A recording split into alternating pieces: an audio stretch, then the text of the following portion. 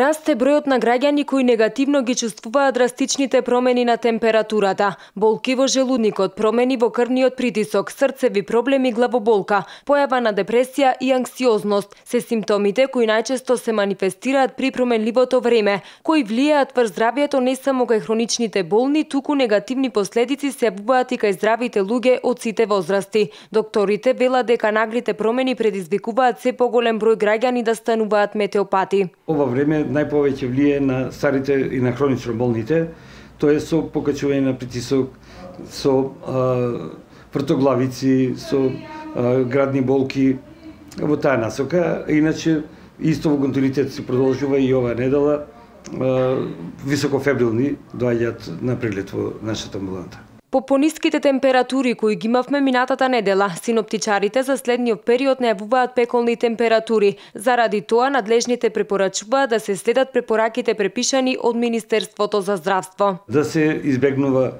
излегување и тешка физичка работа, тоа важи за сите и за помладите од 10 до 17 часот.